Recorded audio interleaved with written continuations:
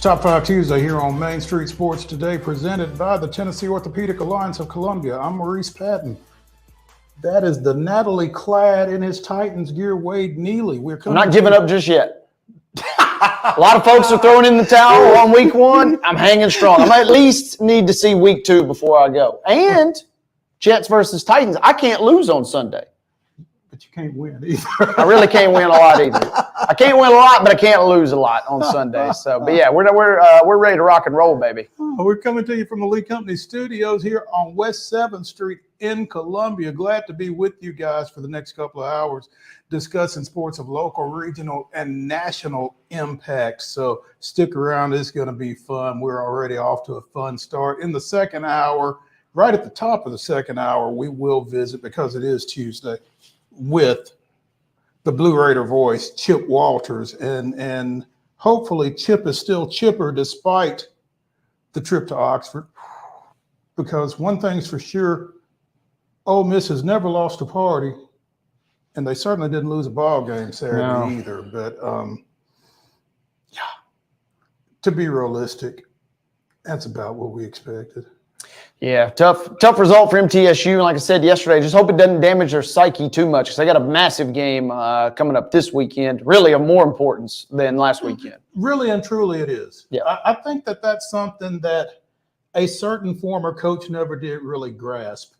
It's nice to win those games like last week's, but this game like this one coming up are the ones that we got to win to do what we as alumni ultimately want to see MTSU do. So, but yeah, we'll talk more with Chip Walters at the top of hour number 2 on that. In our next segment, we will visit with Justin Adams of CBS Sports Colorado, getting a little closer to Boulder, which is kind of becoming one of the epicenters of college football. And so looking forward to talking to somebody with constant feet on the ground regarding the Buffaloes and Coach Prime. So that'll be fun as well. We'll also be talking little Braves. Deep breaths. Deep breaths. It's almost over one way or the other. Yeah. You go out on the highest of highs, you got about 3 more months. If you go out on the lowest of lows, you got about another month. I mean, so it's coming toward the end. So either way, so we just ride the lightning and ride the energy. But yes, deep breaths for now. Absolutely. I'll be your guru to get you through it. Your spiritual breath advisor. Thank you. You know what's crazy is there was a time when we were having to talk you back off the ledge regarding the Astros, and the Braves were rolling, and how the turnstable. But you know what happened? Hey, they always talk about it. You just got to let go and let God. And I realized, man, that's 162 games. I wanted to chip in on the show and pretend like I'm a big baseball guy. I just had to say, you know what? Just let it wash over me. And the second I did that, Houston, not only did they start winning, which is funny how that changes things, but yeah, it's 162 games. One team's going to win it all. Probably won't be either one of our teams, and the sooner we kind of come to grips with that and just let it wash over. I'm just trying to enter I'm getting my Zen state here. Maybe it's Western Kentucky weekend. I'm already, that's been a horrific weekend for a lot of years. So maybe I'm just trying to be a little more grounded this week because it's not often that Michigan, the Titans, the Jets, and MTSU all lose in the same weekend, but it all happened this past weekend. Goodness. Wow. Man, when you put it that way, it's kind of. I'm telling you, just let go. Just let it wash over you, baby. There we go. Things will happen. You will enjoy it. The universe will open up in ways for you in which you never imagined. We got some other baseball to talk about, and thank goodness, but we're looking forward to that in the third segment as well. We'll also be talking a little other NFL, a little college football, and some other things in the grab bag right before Top 5 Tuesday. Top HBO shows. Now, I'm going to preface this, and I will preface it again later.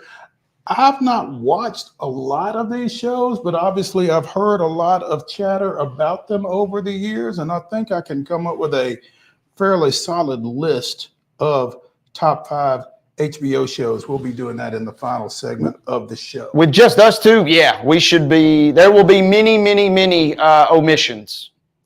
I feel pretty confident. Maybe we can draft producer Mark into producer. I would like to make the motion. He's got an hour or two to think about it. Yeah, let's get producer Mark in on the list and just to spread the wealth. Kind of round things out a little bit. Give Mm-hmm. us a little added perspective. So yeah, that'd be great if we can get producer Mark to pipe up in the final segment. And I could be wrong, but I feel like Eastbound and Down is in play when producer Mark enters the draft room. So let me just say that. That are 6 feet under, one of the two. There you go. That's what the show is going to look like over the next hour and 54 minutes. So let's go ahead and jump into it with no further ado as we give you yesterday's results and today's schedule on the rundown. This is the rundown. To the rundown we go, and we jump back into the scoreboard from last night. Volleyball action, BGA knocking off Columbia Academy. 3-0 was your final there. It was Battle Creek picking up a 3-1 win over Marshall County. Middle Tennessee Christian 3, Franklin Road Academy 0. Murfreesboro Central Magnet defeats Cascade in straight sets. 3-0 there. It was Providence Christian 3-0 versus Webb School. 5-set thriller between Green Hill and Riverdale. Green Hill wins it 3-2. Also 5 sets as Mount Pleasant defeats Santa Fe last night, 3-2. Rockvale with a 3-2 win versus Smyrna. Summertown in 5 sets over Spring Hill, and it was a sweep last night for Zion Christian versus Boyd Senior Christian. 3-0 was your final there. Girls soccer, we got a lot of games on the schedule tonight, but a few games were played last night. Here are those match results. It was Clarksville 2, Rossview 0. Culleoka with a 9-0 win versus Loretto. Gallatin picks up the 3-0 win versus Portland. McGavick 2-0 over Glencliff. And Lipscomb Academy knocking off Mount Juliet 2-1. Major League Baseball action, the Reds defeating the Braves last night 1-0. And on Monday Night Football last night, it was the 49ers defeating the Jets 32-19 to cap the Week 1 NFL slate. High school volleyball action today, beginning at 5 o'clock. Santa Fe takes off for Houston County. I hope they're on the road right now.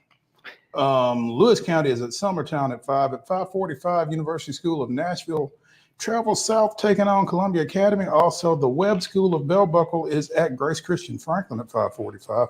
Finally, at 5:45, Providence Christian is at Middle Tennessee Christian. 6 o'clock starts for Loretto at Perry County, Riverdale at Siegel, Spring Hill hosting Coffee County, White County traveling to Stewart's Creek, Gallatin at Beach, Culleoka goes to Cannon County, Cascade hosting Battle Creek, Smyrna is at Cookville, Fayetteville is at Eagleville, Giles County hosting Murfreesboro Central, Collinwood travels to Hampshire, Lebanon is at Laverne, and Columbia Central goes down 43 to Lawrence County. Again, all of those are 6 o'clock starts. At 6:30, Rockvale is at Blackman. That concludes our volleyball action for tonight. Let's tap into girls soccer. A lot of games to get into, and they begin in just a little bit at 4 o'clock when Hunters Lane travels to Hillsboro. At 4:30 this afternoon, Stratford will be at Whites Creek. Also at 4:30, Cane Ridge traveling to Antioch. At 5 o'clock this evening, it'll be Mount Juliet traveling to Clarksville Academy. BGA on the road tonight at Franklin Road Academy. Columbia Academy visiting Grace Christian Franklin. Tullahoma is at Lawrence County this evening. John Overton at Lawson tonight. Also coming up at 5 p.m., it'll be Davidson Academy at Liberty Creek. Marshall County at Murfreesboro Central Magnet. Middle Tennessee Golden Eagles traveling to St. Cecilia Academy. And final 5 p.m. kickoff tonight will be Elite Academy at STEM Academy. That gets us into a solo matchup at 5:30. Middle Tennessee Christian is at University School of Nashville. Now we tap into the 6 o'clock window where we see the following matches. Clarksville at Kirkwood. Cheatham County at McEwen. Harpeth at Montgomery Central. Macon County at Portland. Glencliff at Watertown this evening. Smyrna at Wilson Central. Hickman County on the road at Zion Christian. White House Heritage traveling to Clarksville Northeast. Laverne taking on Cookville tonight on the road. Waverly visiting Creekwood. Greenbrier is at East Robertson. Harpeth Hall, is at Innsworth. Providence Christian is at FCA. And closing our 6 o'clock kickoff tonight is Sycamore, who's at Fairview tonight. 6:30 first touch for Donaldson Christian at Friendship Christian. Also, Valor Collegiate travels to Martin Luther King at 6:30. Columbia Central is at Warren County at 6:30. At 7, Rockvale is at Blackman. Franklin goes to Brentwood. Summit travels to Centennial. Hendersonville hosts Christ Presbyterian Academy. Page is at Independence. West Creek goes to Kenwood. Lebanon hosts in Stewart's Creek. White House is at Merrill Hyde. Nolansville is at Ravenwood at 7. Springfield goes to Rossview. Siegel hosts Riverdale. And Lincoln County is at Spring Hill. All of those are 7 o'clock starts. Major League Baseball action this evening, 5:45. The Braves are in Washington taking on the Nationals. That game can be seen on Valley Sports South. And MLB TV for this one at 7:10 as Oakland travels to Minute Maid Park taking on the Astros. Down at First Horizon Park, the Nashville Sounds open a 6-game series, the 7th of their 12-game homestand, as they take on the Memphis Redbirds. And in WNBA action tonight, 6:30 on the NBA TV, you've got the Lynx at the Dream. At 7 on CBS Sports Network, you've got the Liberty at the Ever Dangerous Wings. Yeah. And at 9 o'clock, you've got the Sun at the Sparks. Ladies and gentlemen, that is your rundown.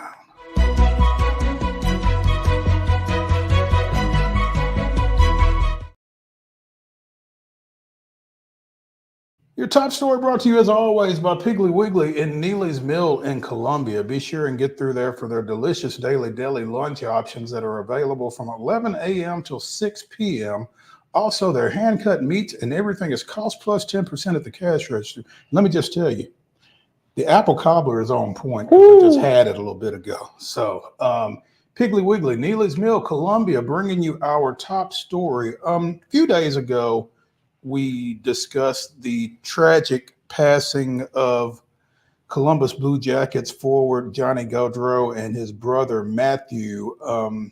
They were in New Jersey preparing for their sister's wedding. They were out riding bikes and they were hit by an impaired driver and killed. Well, their memorial services were held yesterday, and Johnny's wife announced that she was pregnant with their third child. Matthew's wife, Johnny's brother and sister-in-law, had already confirmed that they were expecting their first child.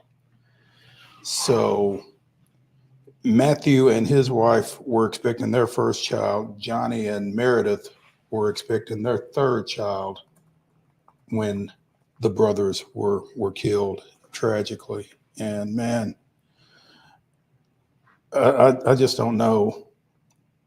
As bad as this situation was, you just didn't think it could get any worse. No, you said exactly what I was thinking, partner, because, yeah, just when you think the situation could not have reached a more kind of saddening state, things have just reached an even crazier level. This is obviously terrible, terrible news. And, you know, the amount of tragedy that family is already dealing with kind of just compounded there. That is a very, very, very difficult situation to be in for a variety of factors. And it sounds like it was just heightened by that news from both of those parties that come out there. I mean, it's just, I can't imagine how they feel, for one thing. Yeah. And anything that I would say would be trivializing it, but it just feels like they just can't get away from brothers getting killed, you know, the day before their sister gets married, and they were there to be, you know, involved in that ceremony and to be involved in that celebration, and to the fact that they were both getting ready to be fathers, one for the first time. And those kids they'll grow up, you know, not knowing their fathers. I mean, they'll know of them clearly, right? Because the family is going to do everything they can to make sure of that, but they won't know them, and that's just grief and tragedy beyond belief. And I can't imagine what that family's going through. No, and like you said, every kind of there's going to be so many reminders, right? And There was a cool tribute that Boston College put out during that, or ESPN, I should say, put out during the Boston College broadcast a couple nights ago when they took on Florida State. Bob Wischusen doing a great job of kind of bringing that, trying to bring a little bit of somewhat of a tribute / closure there. But man, this is just a really tragic story that, as we just mentioned, is kind of taking an even more tragic turn, perhaps. Madeline Gaudreau, Matthew's wife, this last week has felt like I've been trapped in a nightmare I can't wake up from. I feel numb, angry, sad, blessed all at once. Some days the thought of this new reality is debilitating, but mostly I just miss Matt. The 14 years we spent together will never be enough, but I will cherish those and carry them close to me, especially on the extremely hard days. And that's... He was born to be a dad. The moment we found out about our son Trip, it consumed his every day. He was downloading apps, ordering books, finding the best diaper brand, making sure I had the best vitamins, and asking for tips from John. I will never forget the tears he had in his eyes when he first heard Trip's heartbeat. I know Matt will surround his son for the rest of his life. I mean, it's just indescribable, man, what those folks are going through. Yeah, don't obviously wish that on anybody, and that is going to be a very difficult thing to have to deal with. Yeah, not just, I mean, everywhere you turn, like I said, there's going to be unfortunately constant reminders, which is the real kind of unfortunate part of this as well. Madeline Gaudreau also made a point at the memorial service to urge people not to drink and drive. Please do not put another family through this torture. And if you take anything with you, that might be it. And let's go ahead and take a break here on Main Street Sports Today, presented by the Tennessee Orthopedic Alliance of Columbia. When we return, we'll be talking a little Colorado football with former Buffalo Justin Adams of CBS Sports Colorado. Stay tuned when we return to the Lee Company Studios after this.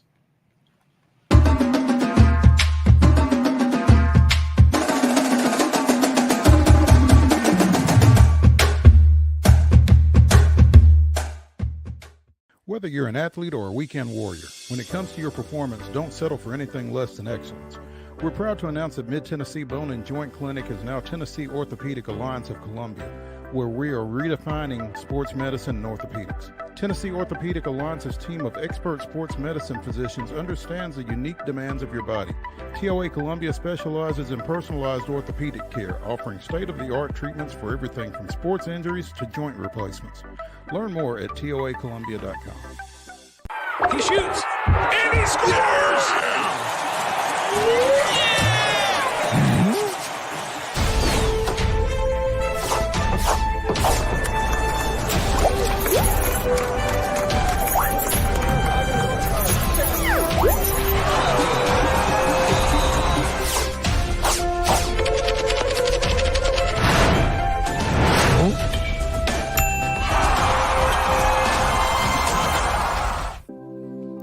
Custom Stone Handler supplies over 600 distributors and suppliers with quality stone products. Along with River Stone, we produce and distribute over 100 building, landscape, and other bulk products.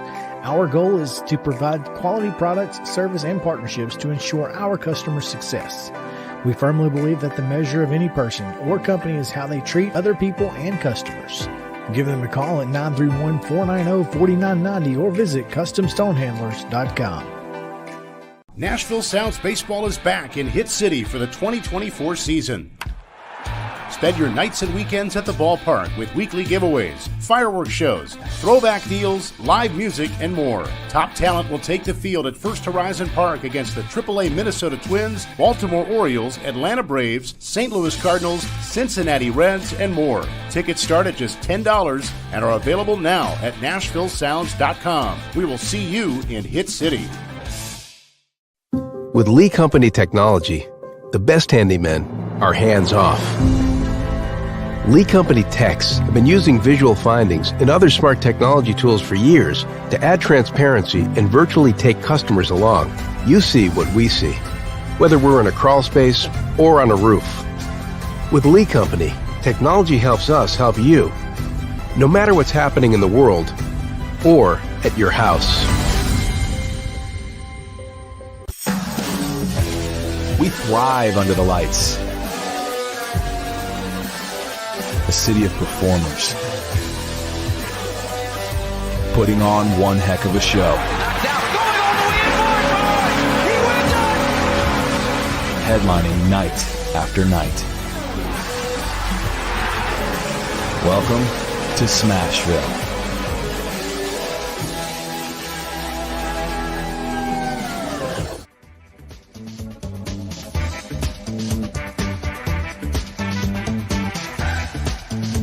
Top 5 Tuesday continues here on Main Street Sports Today, presented by the Tennessee Orthopedic Alliance of Columbia.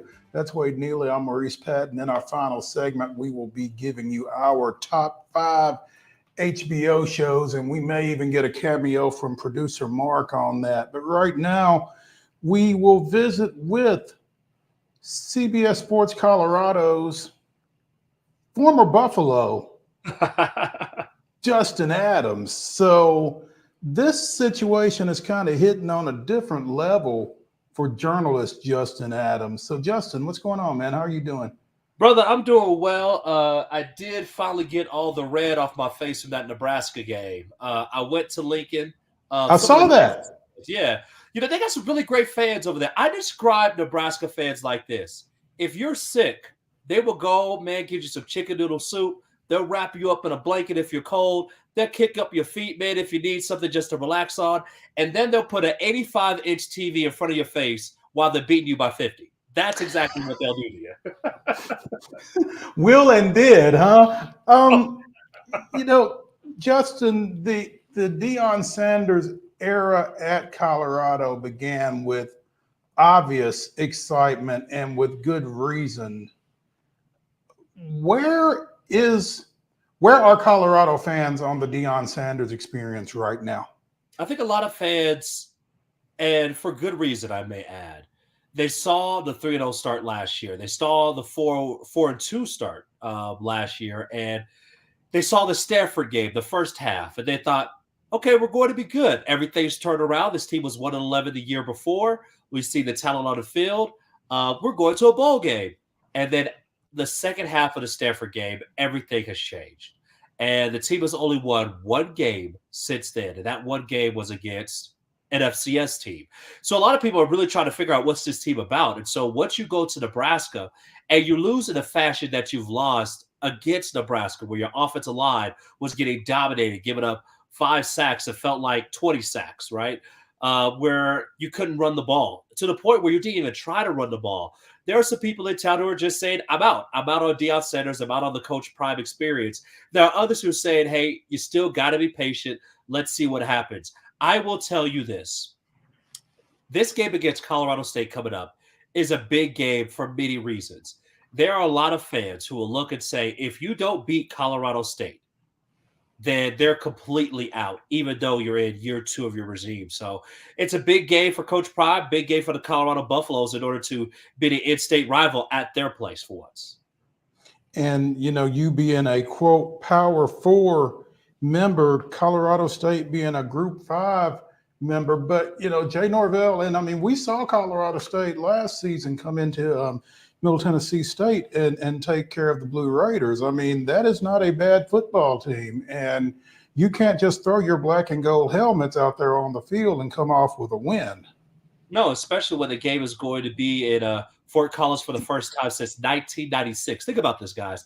The first time since 96. I don't know what you were doing, but I sure wasn't talking about football in 96, all right? I think I was playing with some G.I. Joe toys or something like that at the time. But it's that type of game where you're going to have a similar atmosphere to what you had in Nebraska, at least to the point of that it's going to mean so much more to the people at Fort Collins. You have to match that intensity and then surpass it and let your talent actually win over. But this is one of those games where I hope it's not the Shedeur Sanders show 100%. I hope that you really go out and say, we can run the football. We can exert our will. Because if you can, you will help make sure that Shedeur doesn't take all those unnecessary hits that he has in the first 2 games.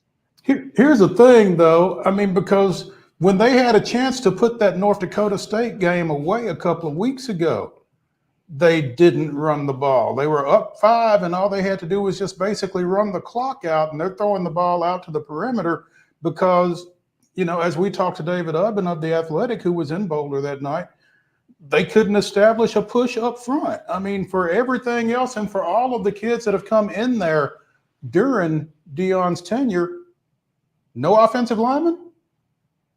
Yeah, what's interesting too is that that's tough to say because take a look at Oregon State, and the majority of the offensive linemen that played at Colorado last year are now at Oregon State, and they can run the football. Some of it's just a mindset type of deal. I mean, let's just call it what it is. Mm-hmm. Some of it is we understand that we have a nice quarterback. I get it, right? When USC had Caleb Williams, they want to throw the ball over the field too. I get it. But in the same way, you still have to go and play the fundamentals and play complementary football. If you're not going to run the rock, you're going to leave your offensive line that hasn't gelled together at all. You're going to leave them at a loss, right? You're going to leave Shedeur Sanders on an island being ready to get tackled by anybody. And when you look at last week, for example, he couldn't step up in the pocket. When you have a big guy who's pushing the middle of the pocket, right? And you can't step up, then what's going to happen? You have the guys on the edges that are able to make plays, and then you get jittery in the pocket, and you have to go outside the pocket to make plays happen. And that's what we saw last week, and that's the reason why that Shedeur was sacked as many times as he was. So you have to make that a mindset. You have to say, we're going to run the football, figure out a way how to get it done, because at the end of the day, these are D1 athletes, and this isn't the first time that they have went out and said, we're going to run the football on somebody else and exert our will on someone else. Figure out a way how to get it done and do it this week. And Justin, I'm curious.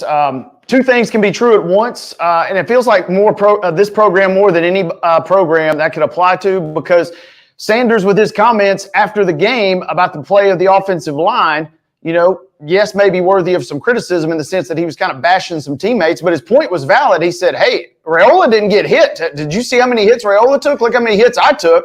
I just find it fascinating that this team has got some obvious flaws, and they're trending kind of in the right direction, but because of the attention and the scrutiny, man, it makes it really tough to kind of solve some of those problems in real time, it feels like. It's really the microscope, right? That's on one thing, right? So it keeps you away from looking at all the different things that you actually have that's going right for your team. It keeps you away from looking and saying, hey, this is a defense that shut out a team in the second half. And don't get me wrong, like, we know that you're up 28-0, but last year CU was up 29-0 on Stanford. And how did that work out in the second half, right? So you still had a defense that showed up then and was able to apply their pressure, exert their force on Nebraska from there. But I'm of the belief that you cannot say that we cannot run the football if you do not try to run the football. Fellas, the running backs run the ball 5 times. 5 times. Think about that. 5 times in the first half. What are we doing? One of those times was 4th and 1, and you're running the ball out of shotgun. So let me get this right. You're going to run the ball out of shotgun, hand it off to somebody on a zone concept, and you're trying to pick up 1 yard, and you think that's going to work? What are we doing here? So that's where you look at what Nebraska was doing. They had jet motions. They had all these other different deals. They had so many different runs in their package. They were able to go and, again, I said it earlier, exert their force on the Buffs. What I would love to see from Colorado this week is to not just say that we're going to make a commitment to the running game. I would just say, just do it. Figure it out. If it's pistol set, if it's under center, bring in a fullback, bring in a tight end. Heck, bring me in. I got 2 more years left of eligibility. I know I'm old and dusty and washed, but heck, bring me in. I'll help out, okay? Just bring somebody in the game.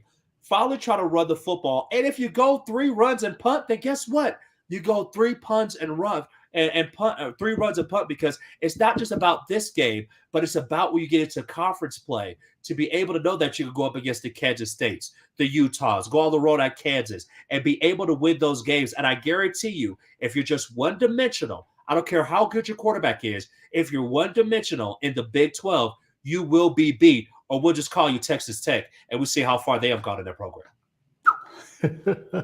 Justin Adams of CBS Sports Colorado joining us here on Main Street Sports today. As a former player, like I said, I'm sure this hits a little differently. Do you feel like watching what this has devolved into is a little bit more frustrating? Well, it's more frustrating because you see the talent. That's what's frustrating about it, right? Like, it's frustrating when you have a team that you know what they could do. You know that they're much better than what they showed you against Nebraska in a primetime game, and they crap the bed that way. I hope we can say that, right? They did what my baby girl does in her diaper, right? She's 2, by the way. She's getting potty trained, but in any respects, it's frustrating because this team is close. And that's what it comes down to, is that this team can really do a lot of things. It's interesting. BJ Green, who's one of their defensive linemen, he doesn't have any sacks, and he came over from Arizona State, but he's the type of guy who can get a lot of sacks, and he says, look, we're just close. If I could go and cut down on my steps, if I could go and make sure that I just give myself a half second in order to get to the quarterback, those quarterback hits will become sacks. I feel that the same way with this team, is that if you put them in the right position to succeed, they have enough talent to make plays out there on the field. But again, you just haven't showed it yet. And you're still talking about a team that, going back to last year against Stanford, has had one win, and that's against an FCS opponent. I was just ready to ask you, Justin, from the national narrative, this has been kind of such a fascinating experiment from the jump. And that game last year, I remember staying up super late to watch that double overtime matchup last year. I mean, it was absolutely electric.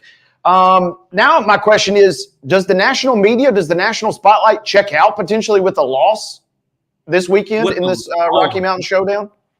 With the loss, I don't think they check out. I think they check in, and they put all the checks on the right side, right? The L's. And they're going to come down as hard as they can on how this experiment isn't working, how Coach Prime has no idea what he's doing, what's going on at the University of Colorado. They're just back at square one. But what I would tell you is this. Fox has the Colorado-Baylor game the following week in primetime. Mm-hmm. People will continue to watch. So even as you say that, they may not be the team that deserves to be the Alabamas or the Ohio States from a viewership perspective. That's what they're getting. They're getting those type of numbers. So I cannot think of a world where they lose to Colorado State this week, especially after how they were getting blasted last week in Nebraska. But if that does happen, it will make the end of September very interesting and very dicey and boulder. And I guess that was kind of my point, is we have these nationally televised games because of the attention, and then if the results kind of fall off, and especially I remember that second half of the season last year, there were still some big primetime games, and man, the attention was just not there. A 7-point favorite on the road, I just don't know. I'll be fascinated to watch this game, because until I see Colorado do it on the road as a big favorite like that, I don't know what to expect, just to be honest with you, going into this game this weekend. And you said the biggest thing that everyone's saying. We don't know what to expect. Honestly, we have no idea what to expect, because the first game you could say, okay, North Dakota State, one of the top FCS teams. We get it. We understand, right? Even though they were really 4 yards away from upsetting Colorado at home. If they would have got that Hail Mary, would have 4 more yards, right? So we just looked at that game and said, okay, there's some things we could look at. Travis Hunter had a tremendous game with 3 touchdowns in that one. Now you look at this game going up against Colorado State, and you're saying, you got to win this one. You got to figure out a way how to win this one. And you look at the Rams, and they're playing with, as I like to say, church money. Like, there's no pressure on their shoulders, because if they win, then they will be the story of all college football for, 24 hours, 48 hours? But if the Buffs win, then it's you did what you're supposed to do, now go into conference play, and now beat Baylor. Like, that's what you were supposed to do. So it's an interesting game on both sides. Very interesting to see what will happen. And I guarantee you that everyone will be tuned in to CBS to see what happens in this one. Justin, I don't know how much access or how often the Colorado press corps has access to AD Rick George. How's he feeling right now? Ooh, that's a good one. I saw Rick. Interestingly enough, I saw Rick before the Nebraska game. There was an alumni event, and I was there. And I went to the game, the Nebraska game, as a fan. So as an alum, I just went there. I just wanted to see something different and check it out from there. And he looked very calm. He didn't look disheveled at all. And I think of this. Rick wants to win in the worst way. He wants to win. But Rick's also cashing those checks now. There's a lot of checks that's coming through to the University of Colorado because may not be fully the success on the field as of yet, but you are getting those eyeballs. And so you're cashing checks from there. You do want to win. I think there's a little bit of uneasiness that he may have. Now, is there any idea that he's going to fire, Coach Prime, Deion Sanders? Is he going to do that? No, that's not going to happen, right? But what I could see is, hey, man, we really got to, if we want to keep any type of momentum going, these are the type of wins we must have. I mean, you look at Colorado's schedule. You beat Colorado State. You figure out a way how to beat Baylor at home, which you'll be favored in that one. Then you go to Central Florida. That's a very interesting game because if you do win that game, you're going into a bye week at 4-1. And think about that, guys. With 7 games remaining, you're 4-1. And don't get me wrong, the last part of the schedule is extremely difficult. But you can find 2 more wins. You're at Texas Tech. You have Cincinnati at home. There's a way to be able to get to a bowl game before you get to the gauntlet at the end of the season. But it all comes back to handling your business. And I tell you what, if you handle your business, then Rick George and the rest of the Black and Gold faithful and all the Prime fans, they'll be very satisfied about the season.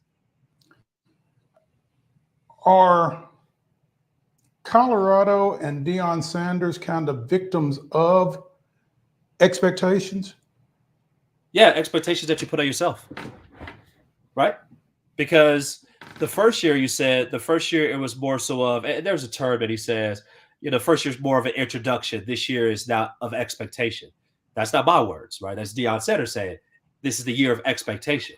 Well, if this is the year of expectation, then you have to go and get some results in the W column and not losses. And you don't want your team to look the same way that they did last year, because that's exactly what we saw. And nobody wants to see the same story we played over and over and over again, where Shedeur is in 5 wide receiver sets and being sacked before he gets to his drop. Like, you don't want to see that. You want to see this team to be able to come out and play well. So the biggest thing is to come out different. And if you're going to go and at least compete in the Big 12 to be one of those teams, then you better find yourself a running game. Defense, I think, will be fine. But you need to find yourself a running game, or you're not going to beat Kansas State. Guys, you know this. You're not going to beat Kansas State. You're not going to beat Utah at Utah, or Utah's coming to Boulder. You're not going to beat Oklahoma State when they have one of the best running backs in the nation. You just go down the line. If you're going to be able to do that, even Texas Tech, right? I talked a little bit about them and their air raid spread out system. You still have to control the clock.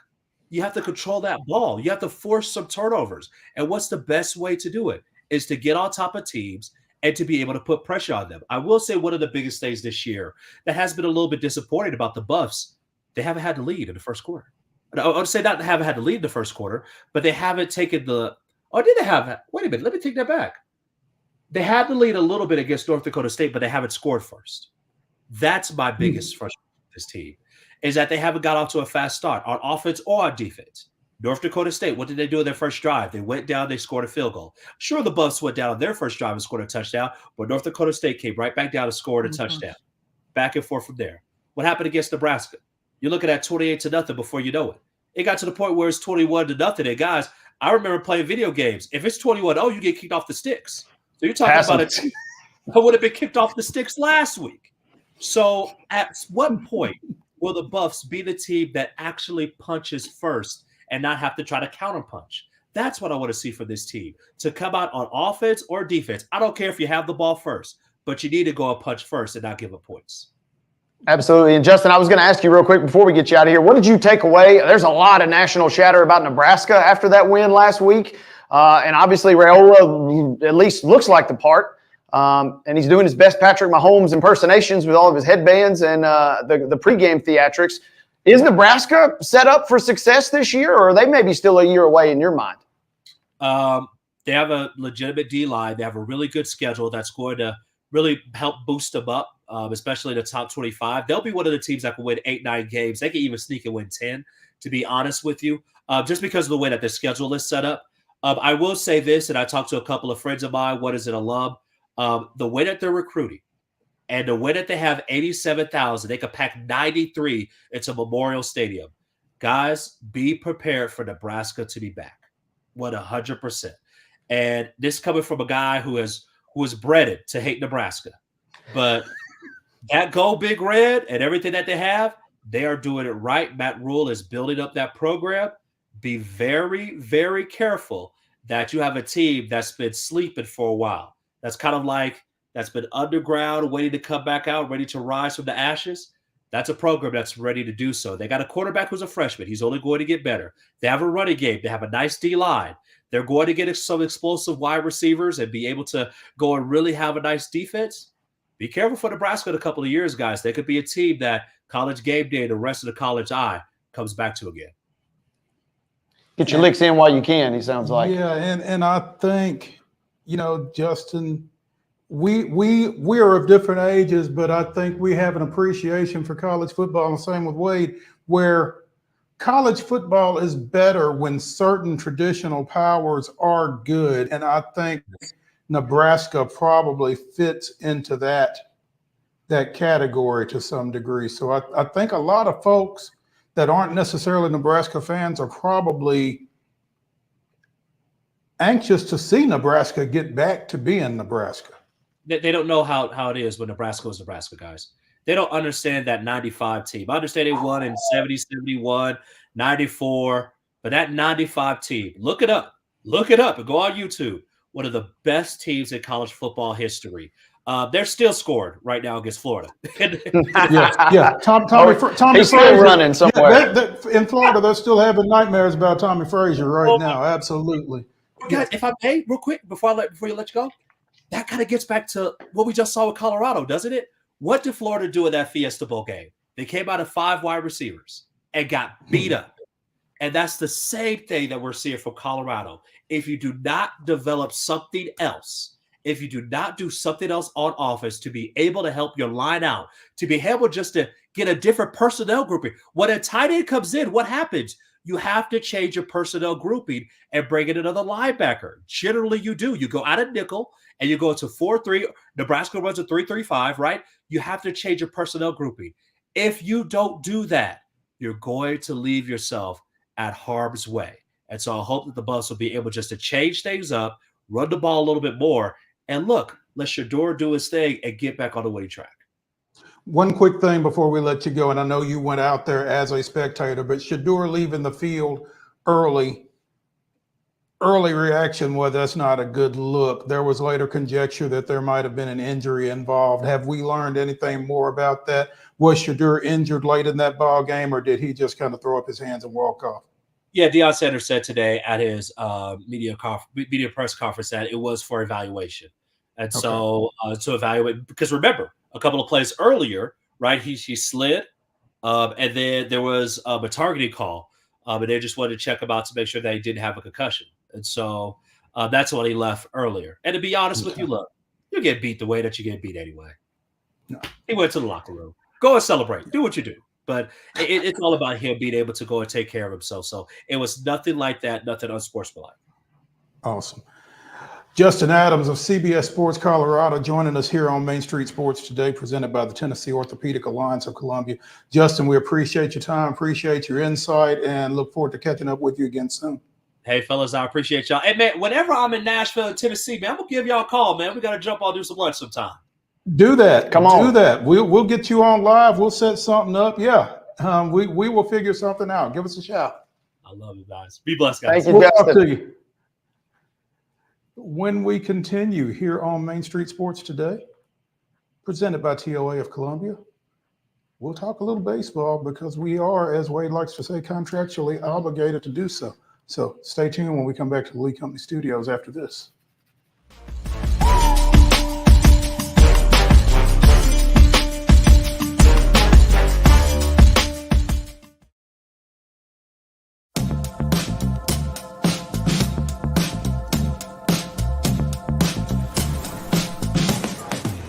Do you want to be a bad man? Yes, you do. Do you want to taste sweet salvation underneath the summer moon? Do you need another hand now? Yes, you do.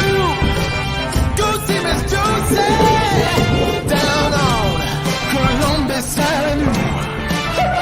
All right, Columbus Avenue. Welcome to JHA Company, your trusted scholastic partner. We continue to serve schools with yearbooks, letter jackets, and graduation regalia. But now we offer so much more.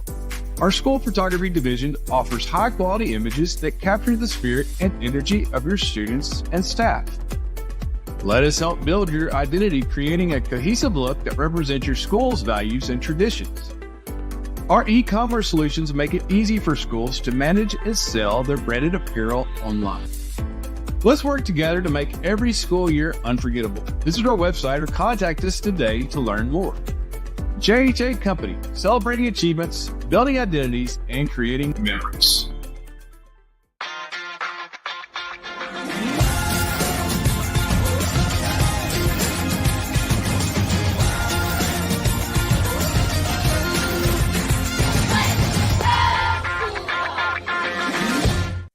With Lee Company technology, the best handymen are hands-off. Lee Company techs have been using visual findings and other smart technology tools for years to add transparency and virtually take customers along. You see what we see, whether we're in a crawl space or on a roof. With Lee Company, technology helps us help you, no matter what's happening in the world or at your house. Whether you're an athlete or a weekend warrior, when it comes to your performance, don't settle for anything less than excellence. We're proud to announce that Mid-Tennessee Bone and Joint Clinic is now Tennessee Orthopedic Alliance of Columbia, where we are redefining sports medicine and orthopedics. Tennessee Orthopedic Alliance's team of expert sports medicine physicians understands the unique demands of your body. TOA Columbia specializes in personalized orthopedic care, offering state-of-the-art treatments for everything from sports injuries to joint replacements. Learn more at toacolumbia.com.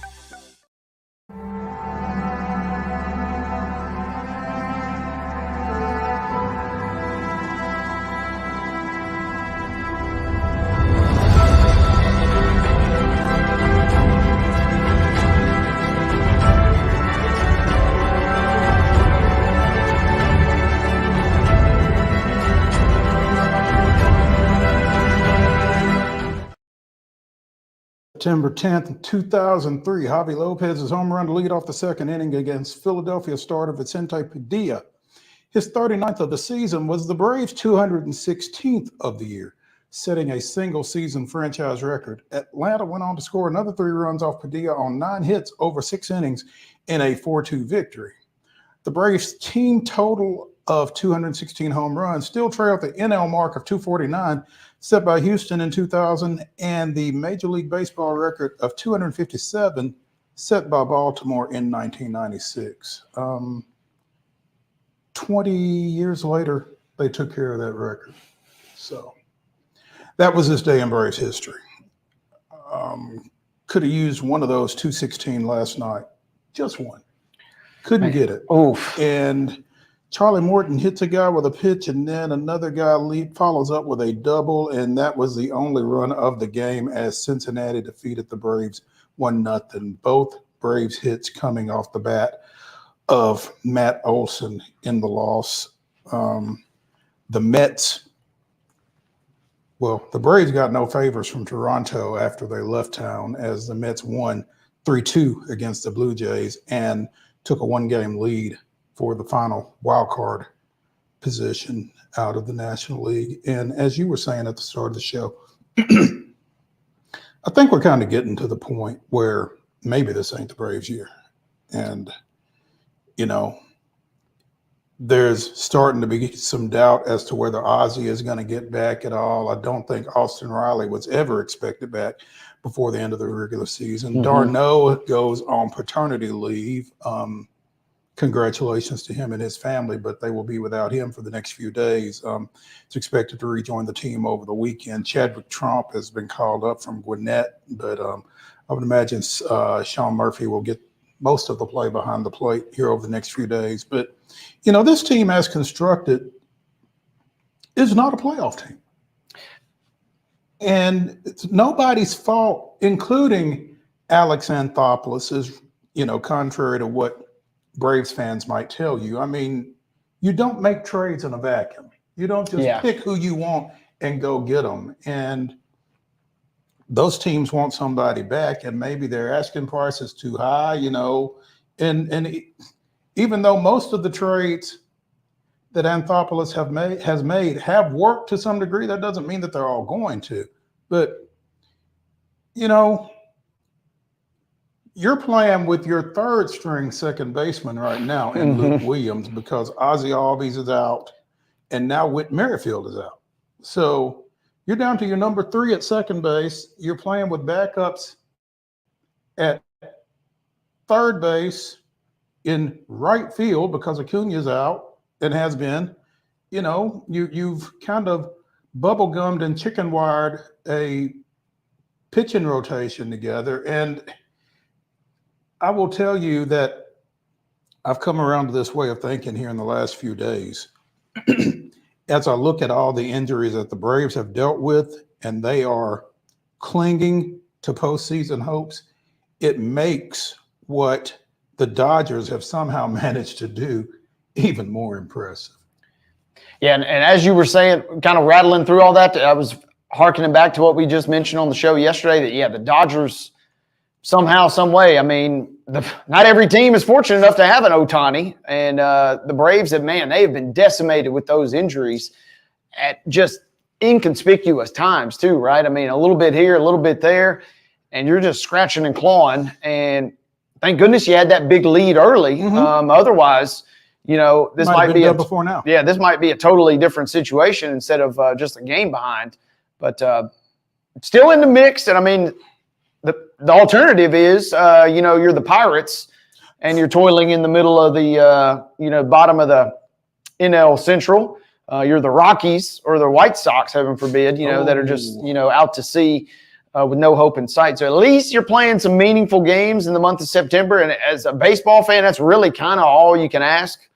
The Blue Bloods, the Dodgers and the Yankees of the world, Red Sox, et cetera, that, maybe they have different expectations. But for me, I'm just like, hey, as long as I'm at the games, as long as you give me some meaningful games, I don't really care to watch games in April, May, June, July, and maybe even August. But you give me some meaningful September games, that's all I can ask for as a fan. And Atlanta at least is in that position, and you'll be in the thick of things for the next couple of weeks until you can maybe grab some distance one way or the other, it looks like. Right down to the end, it feels like.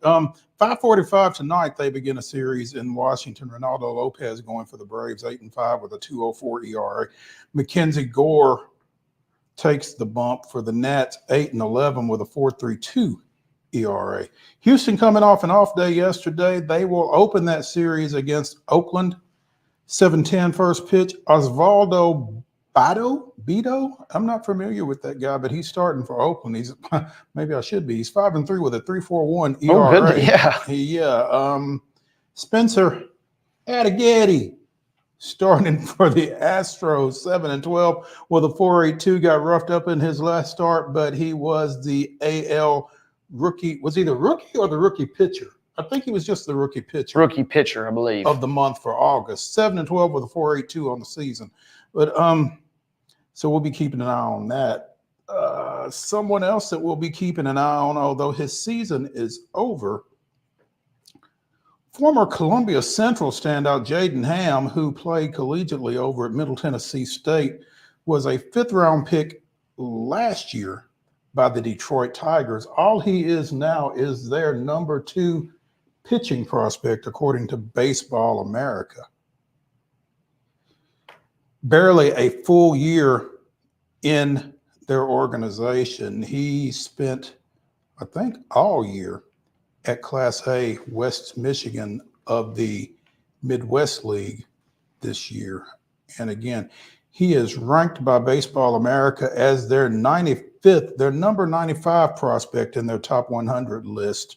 The only Tigers pitcher ahead of him is Jackson Jobe at number 3. Again, the 143rd pick overall in last year's draft out of MTSU, finished the season. They just finished up this past weekend up at West Michigan. He had 122 strikeouts, 31 walks. That's roughly 4-1 strikeouts to walks, by the way, in 99 innings over 24 games, 23 starts.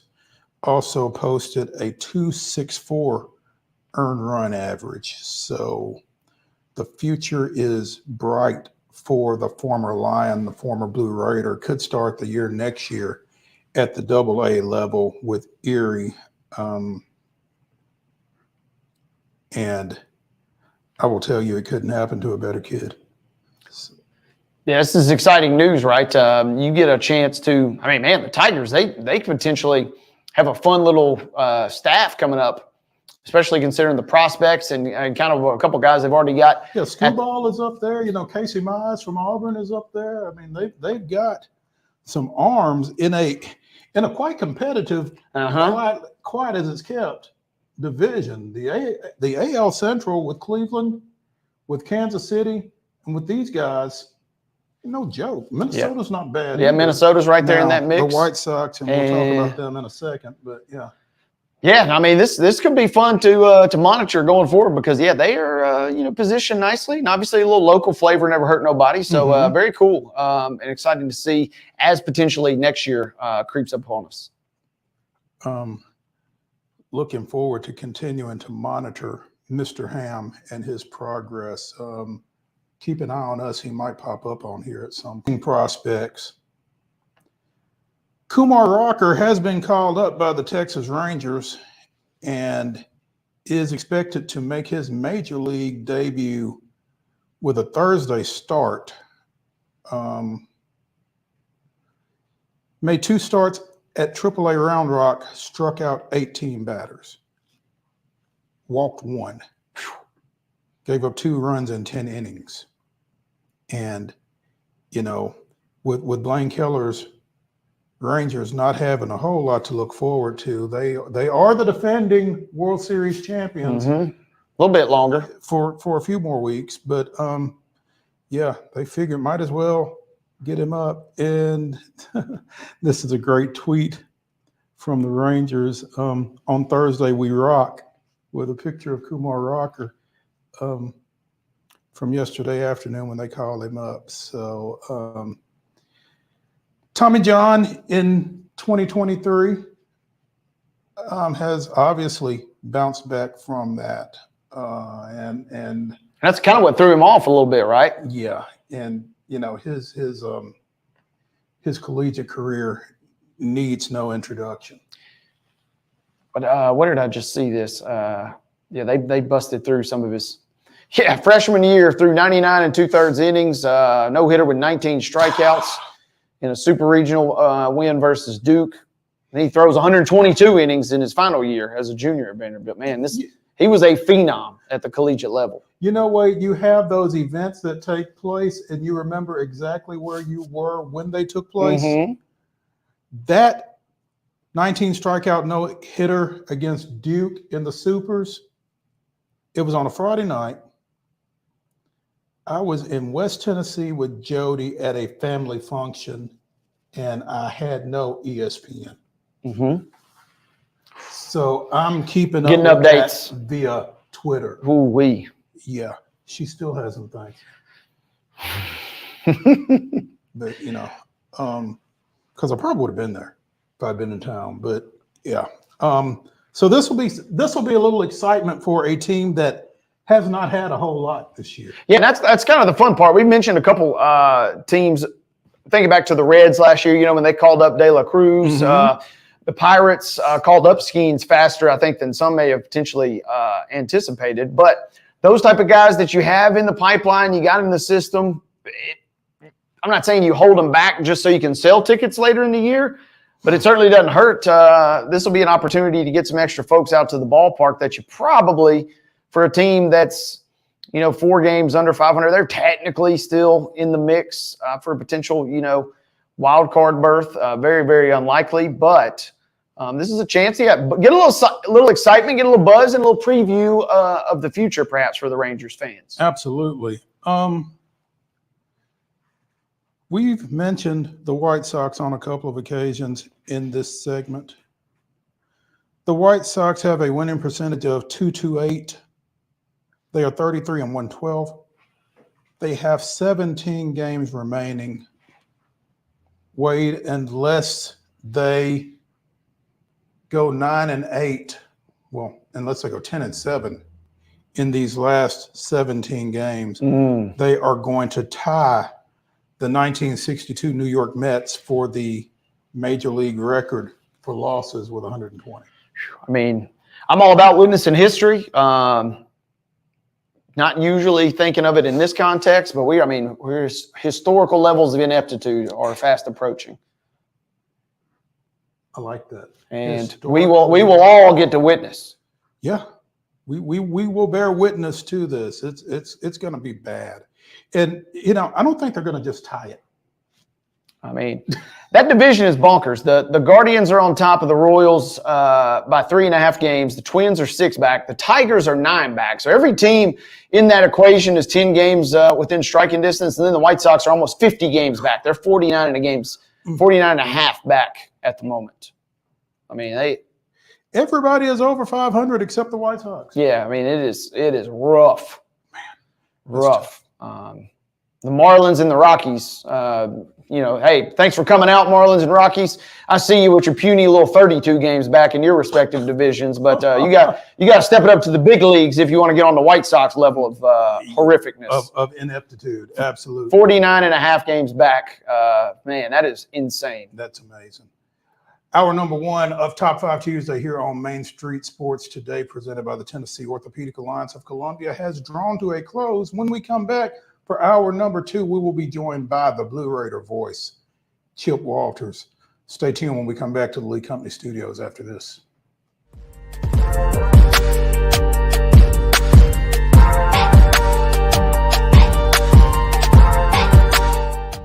Nashville Sounds Baseball is back in Hit City for the 2024 season. Spend your nights and weekends at the ballpark with weekly giveaways, fireworks shows, throwback deals, live music, and more. Top talent will take the field at First Horizon Park against the AAA Minnesota Twins, Baltimore Orioles, Atlanta Braves, St. Louis Cardinals, Cincinnati Reds, and more. Tickets start at just $10 and are available now at NashvilleSounds.com. We will see you in Hit City. Whether you're an athlete or a weekend warrior, when it comes to your performance, don't settle for anything less than excellence. We're proud to announce that Mid-Tennessee Bone and Joint Clinic is now Tennessee Orthopedic Alliance of Columbia, where we are redefining sports medicine and orthopedics. Tennessee Orthopedic Alliance's team of expert sports medicine physicians understands the unique demands of your body. TOA Columbia specializes in personalized orthopedic care, offering state-of-the-art treatments for everything from sports injuries to joint replacements. Learn more at toacolumbia.com. With Lee Company technology, the best handymen are hands-off. Lee Company techs have been using visual findings and other smart technology tools for years to add transparency and virtually take customers along. You see what we see, whether we're in a crawl space or on a roof. With Lee Company, technology helps us help you, no matter what's happening in the world or at your house. Jones & Lang Sporting Goods here in Columbia has been outfitting teams, officials, and anybody else from T-ball to college for 50 plus years. Be sure and check them out at 931-388-8060 or online at jonesandlang.com. Jones & Lang Sporting Goods, the look of a winner. Zion Christian Academy, zioneagles.org or 931-388-5731. You can schedule your appointment. Go tour their campus. It is beautiful over there, and you're definitely going to want to see it. Again, it's zioneagles.org. Give them a call, 931-388-5731, and schedule your tour today. Custom Stone Handlers supplies over 600 distributors and suppliers with quality stone products. Along with River Stone, we produce and distribute over 100 building, landscape, and other bulk products. Our goal is to provide quality products, service, and partnerships to ensure our customers' success. We firmly believe that the measure of any person or company is how they treat other people and customers. Give them a call at 931-490-4990 or visit CustomStonehandlers.com. Piggly Wiggly, located in Neely's Mill Shopping Center, is Columbia's locally owned and operated Cost Plus 10 grocery store dedicated to serving the community with low prices and smiling faces.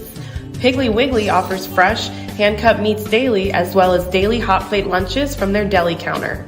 You're certain to see smiling faces and a helping hand when you're here at Piggly Wiggly. Come by and check out our fresh produce, high-quality meats, and more. Down home, down the street, we'll see you at the Pig.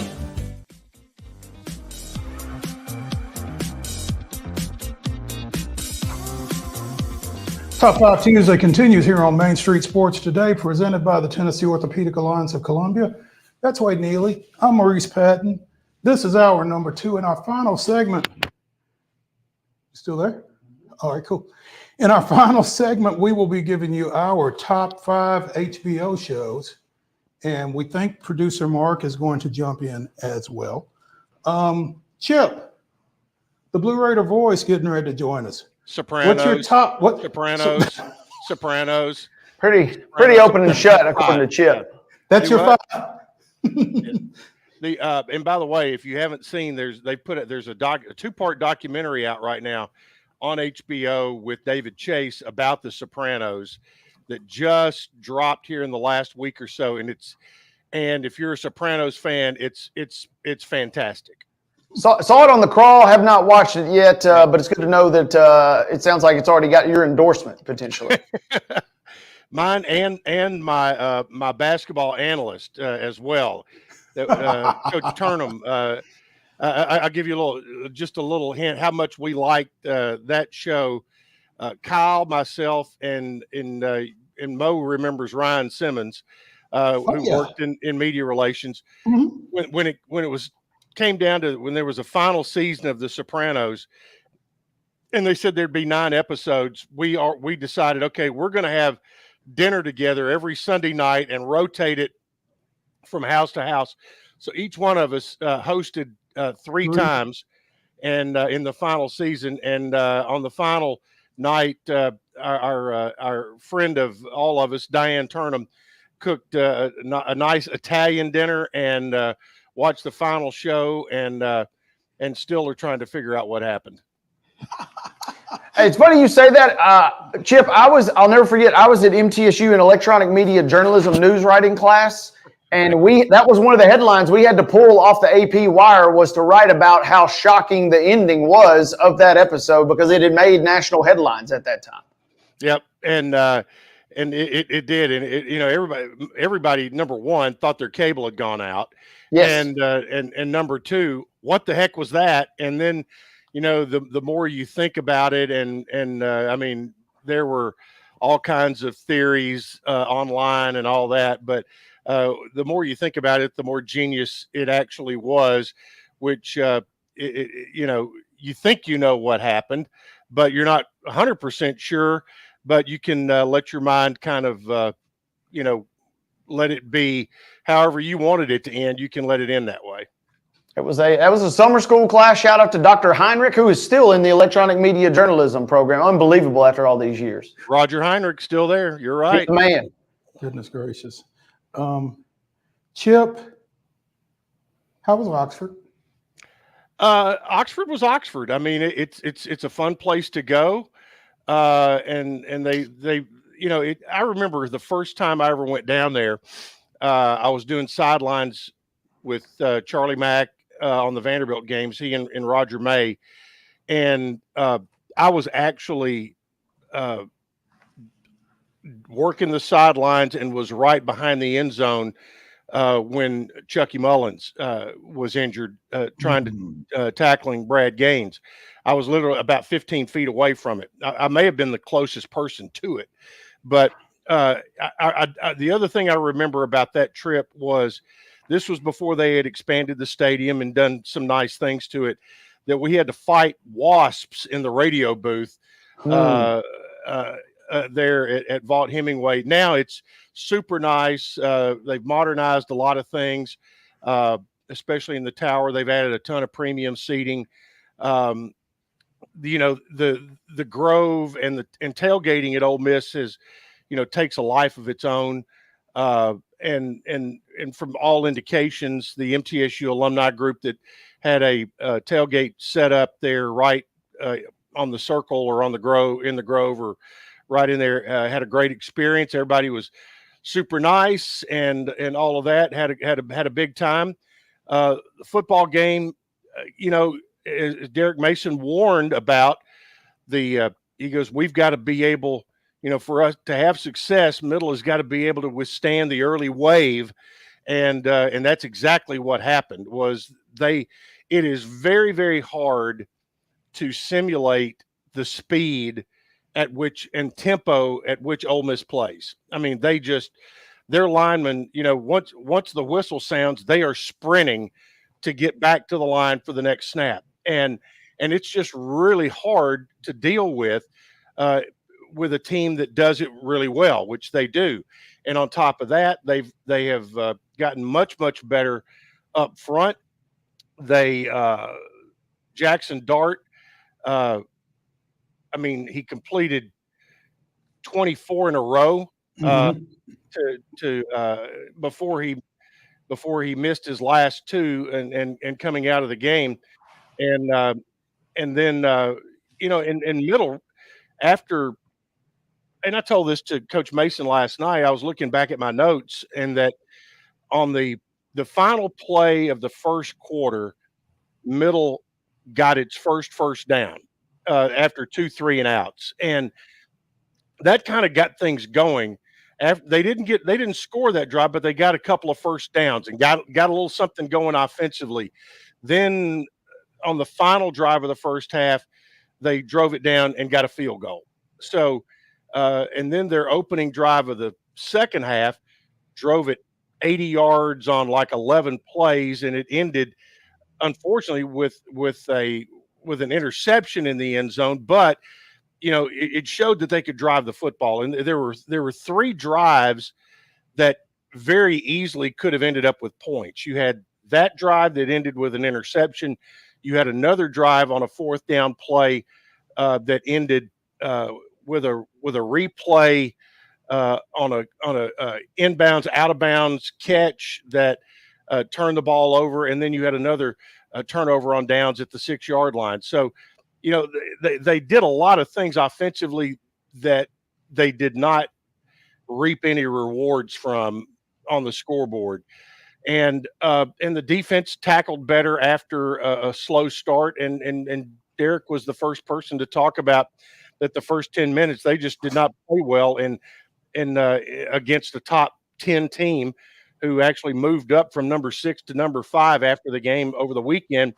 And it, you take what you can from that and learn from it, and learn that you could eventually play toe to toe with them in particular in the second half, and played fairly well. And you take that, you move on and get into your conference, which you got Western Kentucky coming in, then you got Duke coming in, and then you go to Memphis. So the gauntlet is still there of really good football teams.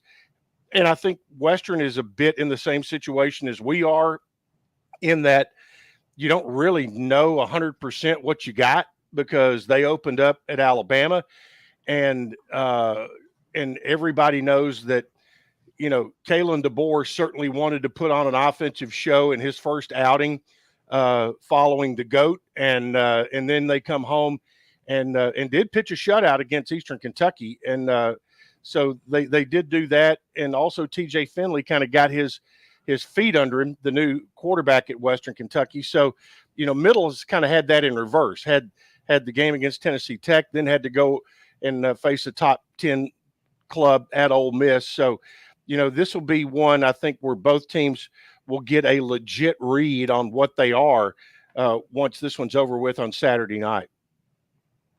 And I'm curious, real quick, Chip. Let's tap into more on Middle in just a second. But you've called some great teams, and you remember Alabama, obviously, last year. Is Ole Miss right now? How good are they? I mean, are we looking at a playoff team for sure in your mind? Well, I don't know about that, because you see everybody else, and you're only 2 games into the season. There's a lot of football left to be played. What I do, and Mo, you can kind of chime in. Both of you all can, because y'all seen a lot of the opponents that Middle's had to face. And I was asking Wayne Gross this in the car on the way back. I was trying to think, have we faced a better offense than what we faced with Ole Miss on Saturday? I remember, the Florida State offense that, and that one was okay. They were good. Mm-hmm. And then I remember the Nebraska team that we faced Tommy Frazier was the mop-up quarterback in that one for the Cornhuskers. Charlie We've Ward, had two Tommy Frazier mentions on this show today. and Charlie Ward, by the way, was the mop-up quarterback for Florida State. But, we've faced, pretty good Tennessee team, Kentucky with Jared Lorenzen. Florida was really, really good the time we went to the Swamp, and I think they scored 55. One of those Alabama teams, Chip, was pretty good. Yeah. Was particularly good. I mean, yeah.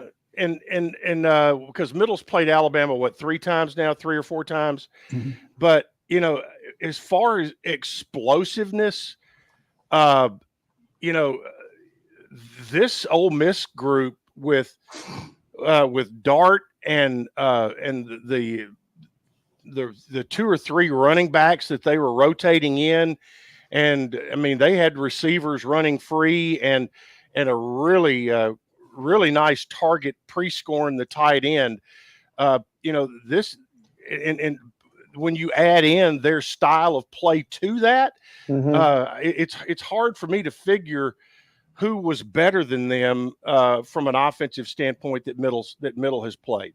So, but that's totally opinion, and I'm sure there's other people out there who would think, oh well, it was obviously this team or that team. And I remember that Arkansas team we played over in Fayetteville one night they were calling the Hogs a lot over there that weekend, and but it was a lot of hotty toddy on Saturday, and they're going to be good. They've got some big games coming up, but I thought Middle made some headway in particular once they got over the initial, as Derek Mason called it, got over the wave. And we were talking last night. I said, yeah, that wave was at times was a little bit of a riptide, and kind of drug you out a little bit. But then they got their footing better in the second half, and now you just want to build and move forward. What do you think they build off of going into 100 Miles of Hate this weekend? Well, I think, going into the game with Ole Miss, there were some things offensively that Coach Mason wanted to get done, and in particular, it was getting a couple of his offensive weapons like Holden Willis more involved. Willis ends up with 7 catches, 14 targets on the day. So they got him going, and he was a big part of what got the offense going. I think, a couple of the other things has to do with health. What is Frank Peasant's situation going to be this weekend? That will have some look at depth in the running back room. He did say last night we're going to have Bruton for the first time, who's a transfer running back. And also, what is your health in the offensive line going to be? The other thing on the flip side, Tyson Helton has been a really good offensive head coach. He now has Will Friend is one of the co-offensive coordinators who was with Derek Mason at Auburn. So they have some, and TJ Finley was actually there at Auburn when Derek was there. So there's a little bit of familiarity, and there's and I think they, with that, hopefully Derek has a pretty good feel with what Will is going to do, but at the same time, Will probably has a pretty good feel with what Derek likes to do defensively. So, that will be, it will be a bit of a checkers match there. So, it's just one of those things. And I think Middle feels like they left some points on the field last year in Bowling Green. And I know for a fact that Nick Vattiato really feels like he owes Western something. I remember he got thrown in there in Bowling Green really 4 years ago. His true freshman year, he had to go in after an injury and had to start, and really with no experience at all, and got kind of taken advantage of. Had 5 interceptions in the ball game, and and a couple of them were like the Will Levis interception at Chicago the other day. It's one of those. It was like as soon as it left the hand, you go, oh no. And so I think he's grown a ton, but I think he's going to be laser focused this week and wanting the opportunity to taste victory over the rivals from the north. And so, and we may have some weather to deal with again this weekend. So doesn't look, I think everybody hopes that if this is going to have landfall tomorrow along the Gulf Coast, that it, goes ahead and moves north as quickly as possible and gets on out of here. But we'll just have to see. And that's one thing you don't have any control of, and you just play the hand you're dealt whenever it happens. Chip Walters, the Blue Raider voice, joining us here on Main Street Sports Today, presented by the Tennessee Orthopedic Alliance of Columbia. Not only is it 100 miles of hate this weekend, but it's also 100 miles of hope, as Western Kentucky and Middle Tennessee State are collaborating on a blood drive. I think this is the 24th year in a row that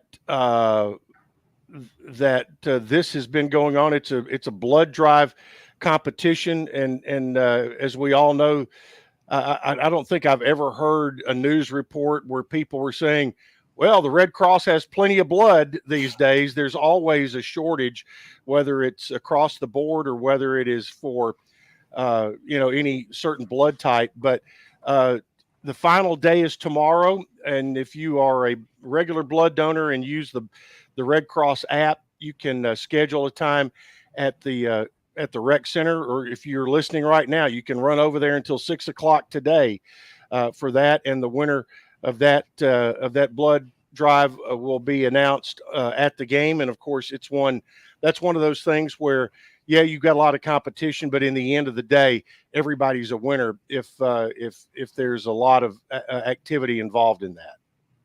An extra element of the rivalry. I'm hoping this is fake news, Chip, but it says Western Kentucky won by 3 units last year.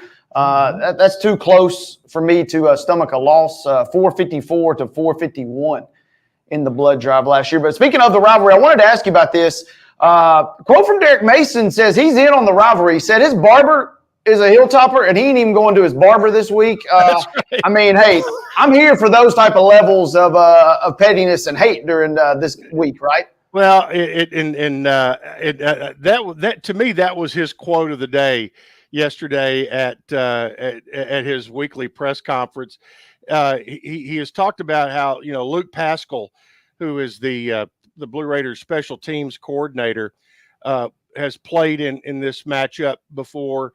Luke is from Dixon, Tennessee, so he grew up and he understands it and has played part of it. So Derek said he's leaned on Luke a good bit this week to talk about it and what it means. But yeah, he said, heck yeah, he goes, I love rivalry games, and he mentioned one that he was involved in while he was head coach at Vanderbilt without mentioning the opponent's name.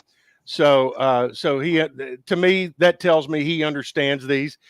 Mm-hmm. And yeah, he did say, yeah, my barber's a hilltopper, but I ain't going to see him this week. So Well, I'm here for it. 2 things. One, he kind of had the upper hand in a little bit of that rivalry that he was referring to. And 2, if my barber were a hilltopper, I probably would not go see him this week either. This is not the week to do it. Because I don't know how petty he is. Well, I wondered, if he has any little side wager with his barber that, hey, a middle win, he gets a free haircut next time. That's it. Double or nothing. Yeah. Yeah, exactly. And so, that might be something he has on the table, but apparently he may have snuck in there because he looked pretty fresh with his cut. So he probably got one last week. Little crispy, huh? Crispy. Had a achievement for a Lady Vol netter recently, huh? A Lady Raider netter. Excuse me. I'm sorry. I misspoke. Yes. Yeah. A Lady Raider netter. Excuse me. Yes. Elaborate. young lady with the volleyball team, Andy Spies, I think is how I pronounce her last name, Spies or Spies. She was named Freshman of the Week in Conference USA.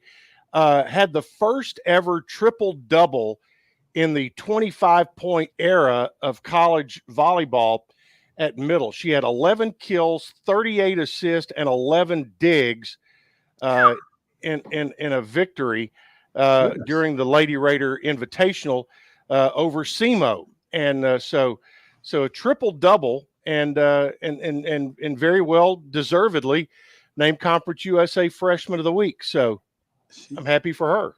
Putting in work, no doubt. There's no question about that. Porter named preseason for, we've told y'all that Chip is our favorite guest because he sends us the cheat sheet. Porter named preseason first team Conference USA by Blue Ribbon Yearbook. That's Chris Dortch's publication, by the way. That's right. But, Chris Dortch puts out what I think, and I'm not saying it, but I've said this before JP was named first team preseason all conference. I just think Chris's Blue Ribbon Yearbook, for a broadcaster, it is a must have for your non-conference preparation. It's just terrific to have, because he does a nice little roundup on every college team or every Division I college team in the country. And so that's nice. And it also says to me, with Justin Porter being named to their preseason first team all conference, that, Chris is around this area. I've had him on my show every once in a while, and really, he is just an absolute college basketball nut. And I really trust his, his knowledge, and it means a lot to me to see JP named to that first team all conference list. And congratulations to JP. And he's going to be part of what I think is going to be a pretty formidable starting lineup for Nick McDevitt this fall. The Blue Raider voice, Chip Walters, joining us here on Main Street Sports Today, presented by the Tennessee Orthopedic Alliance of Columbia, as he does on Tuesdays, except when he doesn't. Chip, do want to make mention for looking ahead a week, the Duke game, kick time and television has been changed. It was a 6:00 kick for homecoming next week, and on ESPN Plus. It's now ESPNU has now picked it up, and they've moved that to a 3:00 start. So the alumni office, which has a ton of activities, including the homecoming parade and everything else, some of those times have changed. So you might want to check mtalumni.com for those activities. But just know that kickoff now will be at 3 p.m.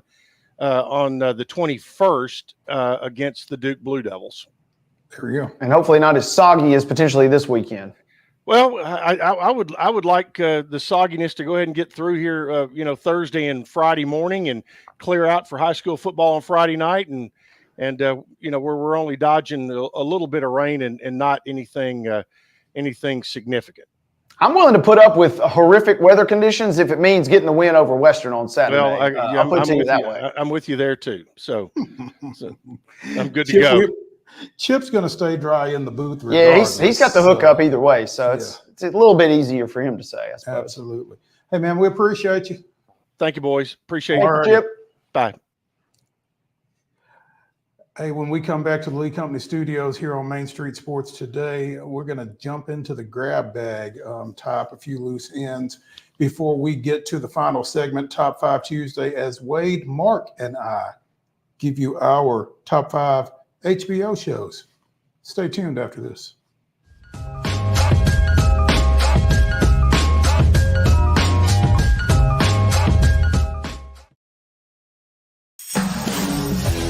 We thrive under the lights. A city of performers, putting on one heck of a show. Headlining night after night. Welcome to Smashville.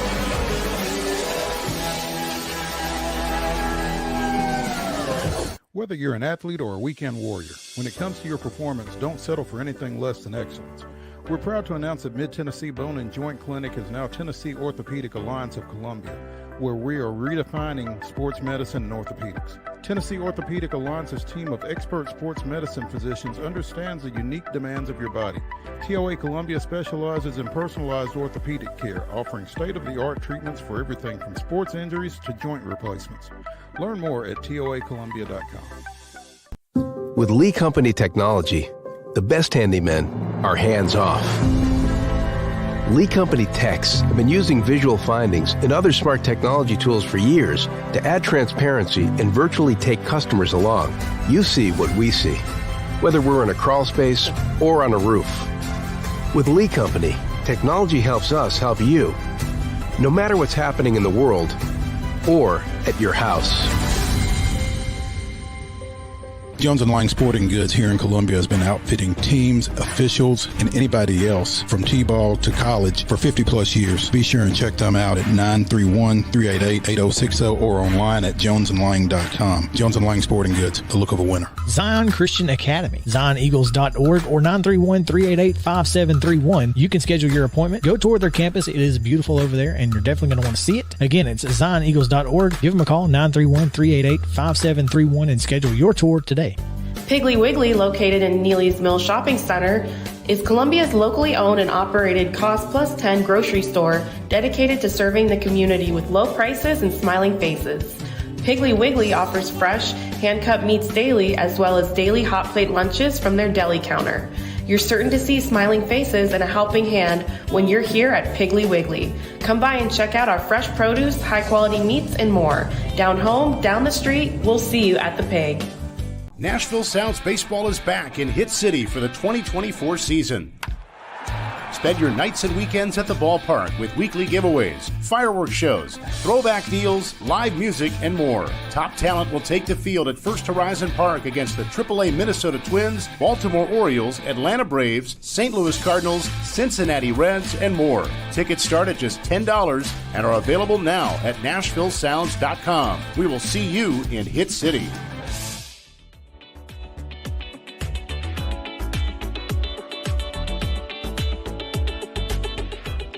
Top 5 Tuesday continues here on Main Street Sports Today, presented by the Tennessee Orthopedic Alliance of Columbia. That's Wade Neely. I'm Maurice Patton. This is the Grab Bag.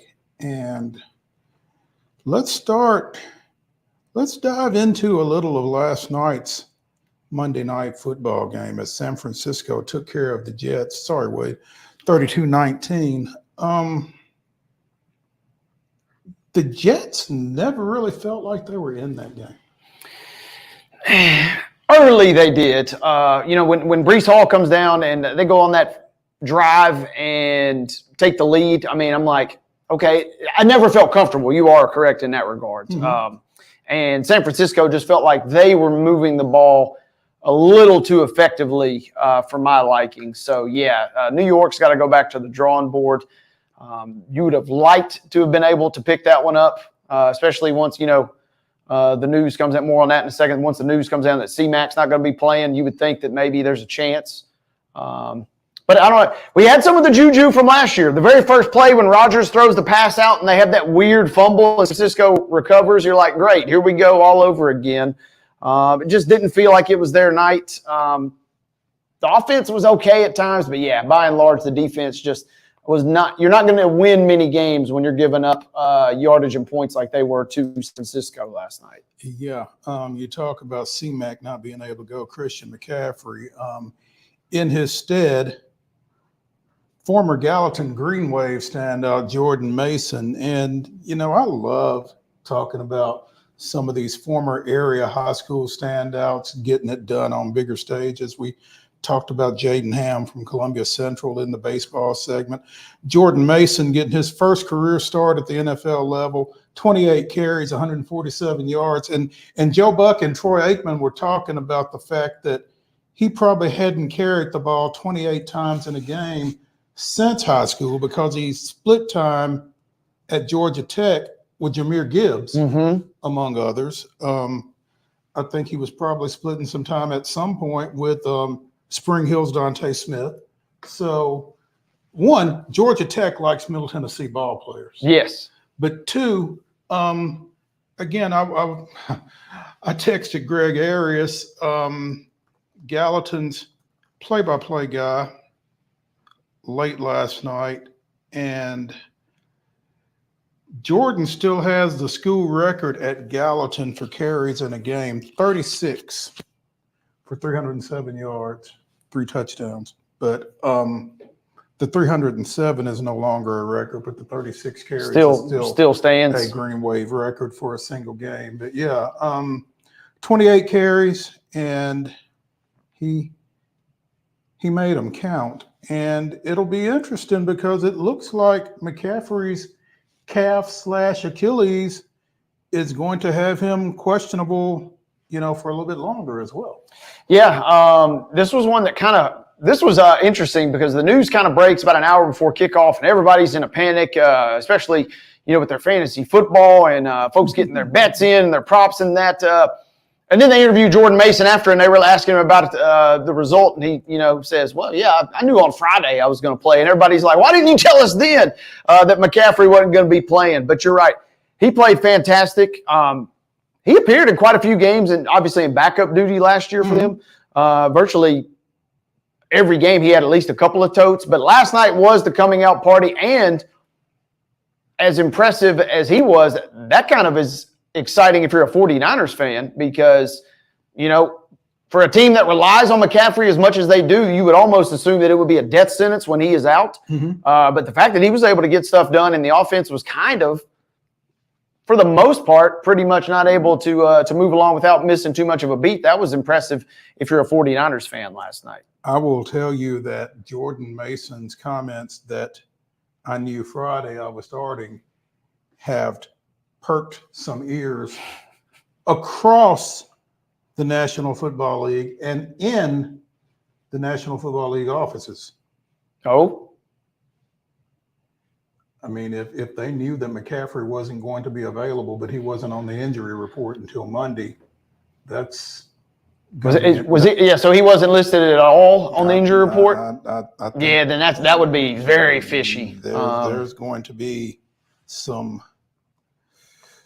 But it was great. I mean, and he's smiling, happy as a clam. They got the big win, and it was beautiful because everybody's like, I would not have started McCaffrey had I known what I knew, what you apparently knew on Friday. Yeah. So, but nice coming out party for him. We talked a little bit yesterday about the Packers quarterback situation. Apparently, they are set to go forward with Malik Willis and Sean Clifford as their top 2 quarterbacks, according to an article on NFL.com that came out earlier today. Meanwhile, Green Bay coach Matt LaFleur says that they have not been in contact with any other quarterbacks, including Ryan Tannehill. Yeah, I mean, it feels like when you trade and get Willis, at least for this week, he's not saying he is the best shot, but he is their best shot, if that makes sense. Given the timing, bringing in somebody on extremely short notice, it doesn't feel like you really give yourself the best chance. And so even though Willis may not give you a tremendous chance at the quarterback position to potentially win this game, I think he does give you the best. So if there was going to be a move made, maybe we see it potentially ahead of that visit to Nashville next week. But yeah, roll them out and see what you got. And it'll be very interesting to see how they tackle the Colts this week. And man, talk about a contrast in quarterbacks. Richardson can throw the ball 150 yards over the mountains, as was it Uncle Rico would say. And Willis couldn't even get off the Hail Mary at the end of that game the other night. So it will be a wild showdown this week in Green Bay. They're desperate for a win. No doubt. It's interesting because I thought it was an ankle that Love MCL, yeah, I believe. that's what I'm hearing now. So, but at any rate, it doesn't sound like the injury is season ending. And again, according to this article on NFL.com, LaFleur doesn't rule Love out for this week. But I think that right now, like you said, Willis has been there. He has had plenty of time to get familiar with the offense and that kind of thing, as opposed to anybody else that you might bring in. But again, LaFleur said, contrary to certain media reports, they have not had discussions with other available veteran quarterbacks. So it's Malik and it's Sean Clifford, who either has been or will be elevated from the practice squad as they get ready for Indianapolis this weekend. So that will, for a team that, like you said, after losing that game the other night against Philadelphia, they need something good to happen right here. And the crazy part is all three teams in their division above them all won their games. Vikings, Lions, and Bears all won. So the Packers, again, it's a team that's got Super Bowl aspirations. Oh man, potentially staring at 0-2 in a division where everybody won their opener last week. Yeah. So they got some ground to make up. Peyton.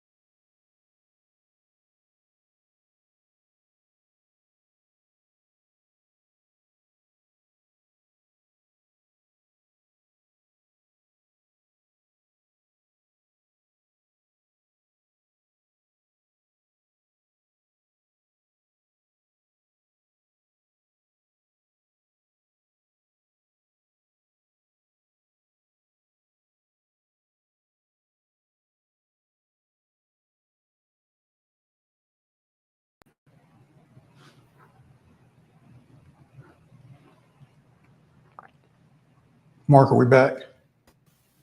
Yes. Cool. Awesome. I'm not sure what happened just then, but as I was saying, Peyton Thorne, 4 picks in Auburn's loss to Cal this past weekend.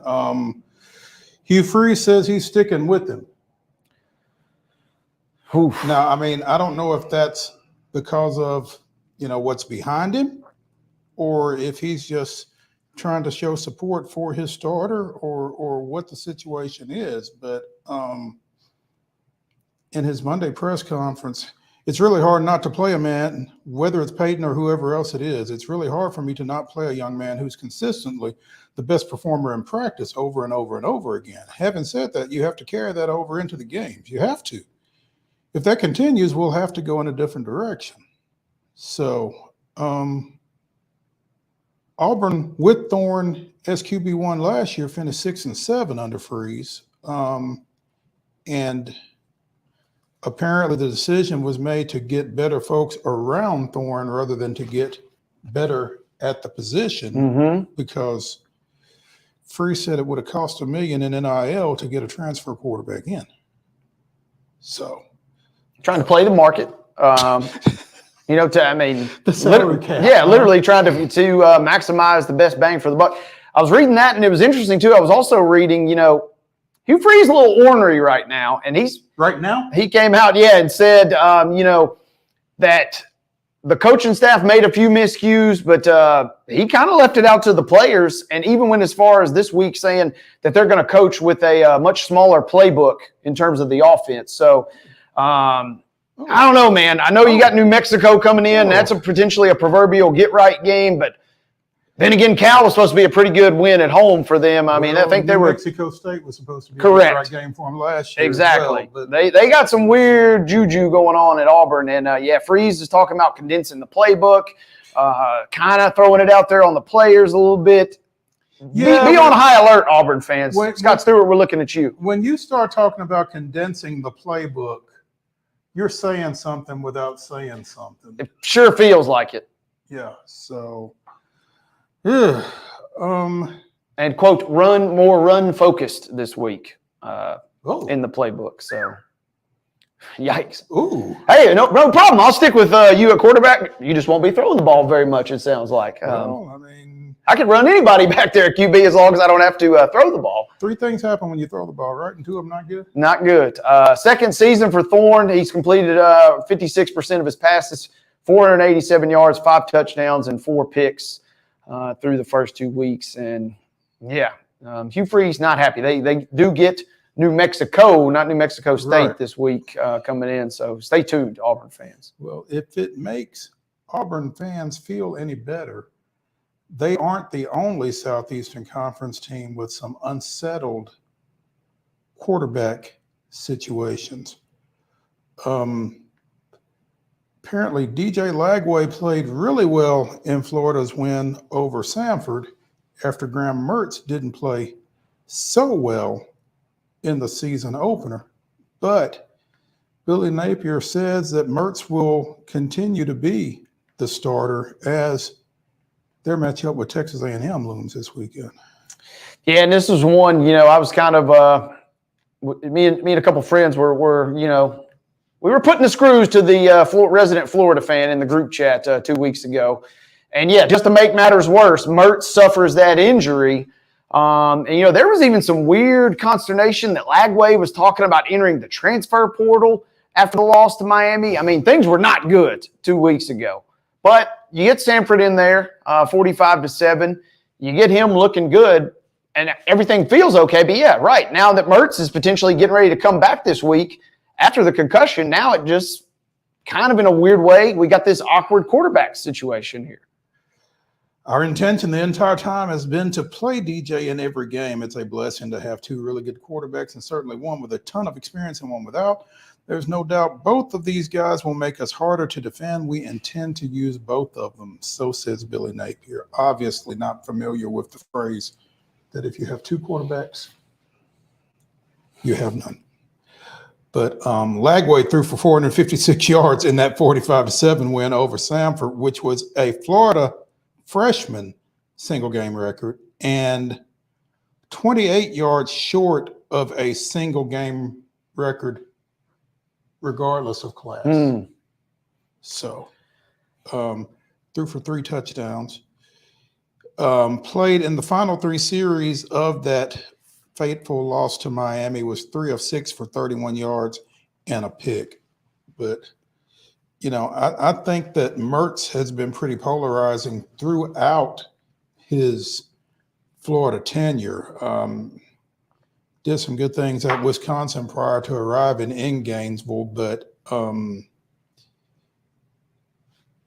I just don't know that he is their guy. Yeah, tough to say. And what he suffers from, unfortunately, is the fact that Lagway's a freshman, right? And, you can always sell the future. And it's really tough to sell what the Gators have got right now.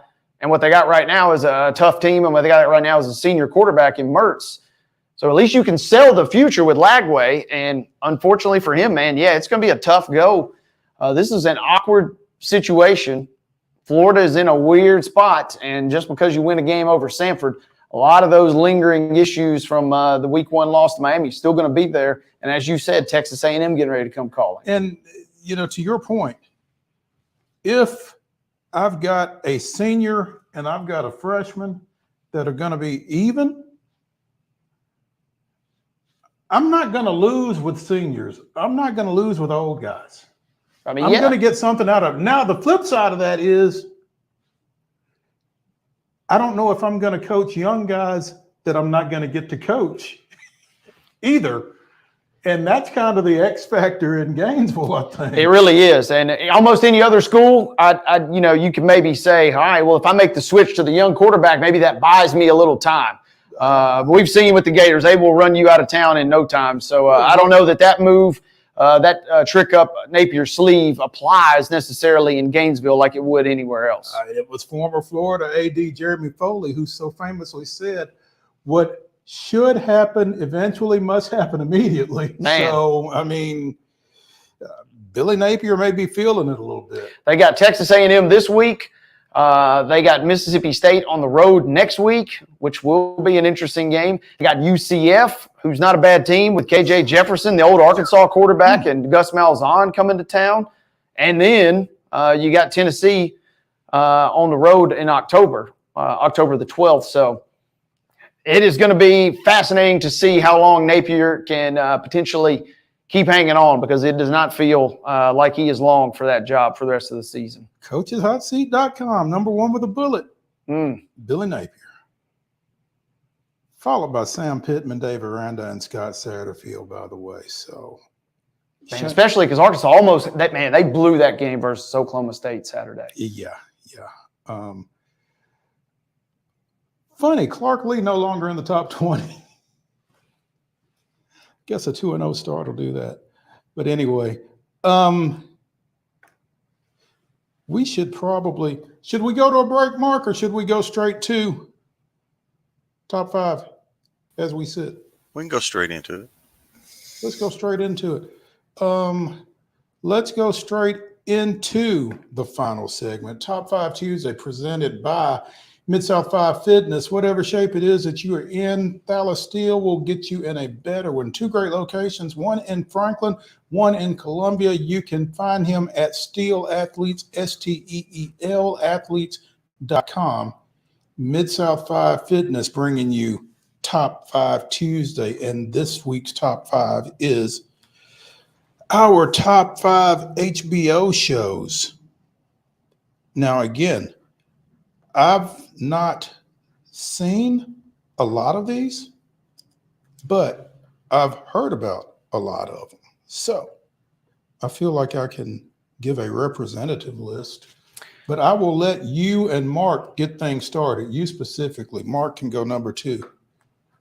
All right, first things first, you and I have talked about my love for The Wire and how it's the greatest show of all time. So I can't very well pick this topic and then not pick my favorite show of all time. There you go. As number 1.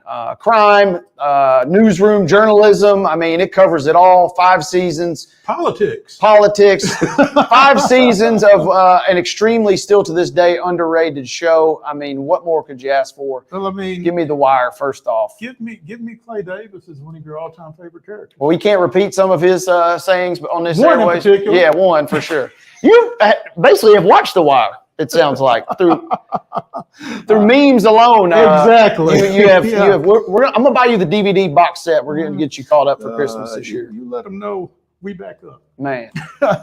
Mark, who you got for number 1? Tell you, The Wire's a good one. I recently just started watching that, but I need to watch that. I really do. Yeah.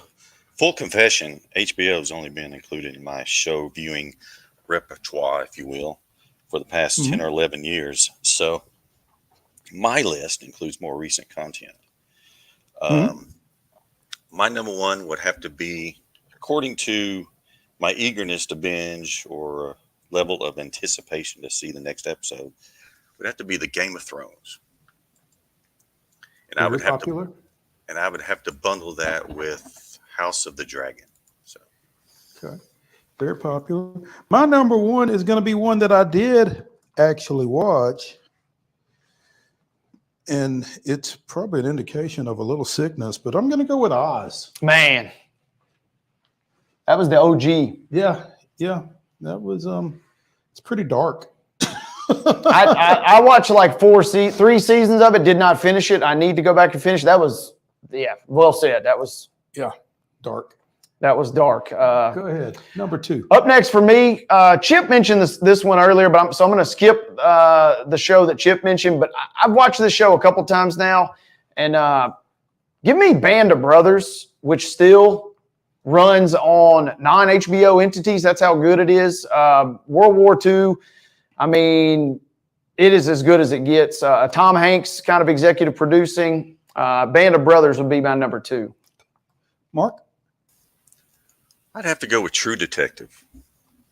You son of a gun. Which started with McConaughey and Harrelson, ended so far with Jodie Foster. Yeah, that's definitely my number 2. I'm going to go old school with Arliss, Robert Wool, as a sports agent. and some of the athletes that they had on for cameos and that kind of thing was really good stuff. So Arliss is my number 2. Good pull. Shows the longevity of HBO. Been doing this a while. Up next, number 3. Man, I was trying to sneak by and go for a little value with Band of Brothers, and Mark got True Detective right out from underneath me. Up next, Curb Your Enthusiasm for me. I'm an old Seinfeld guy, and then I realized that basically there was an HBO version of Seinfeld, and it was Curb Your Enthusiasm. And so kind of life changed for me in that moment. And Larry David pulling the strings on Curb Your Enthusiasm is my 3rd choice. All right. Mark? Yeah, I almost went with that sitcom. It's a pretty good one. But for my 3rd one, I decided to go with Veep.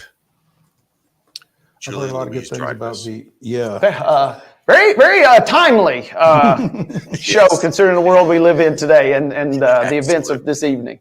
Yeah, absolutely. I'm going to stay in the sports realm. I'm going to stay in the OG realm. First and 10 was one of HBO's first, and that was a pretty good one. Delta Burke as a sports team owner. Good pull. Up next for me, this was a show that was slept on as well. Give me Deadwood.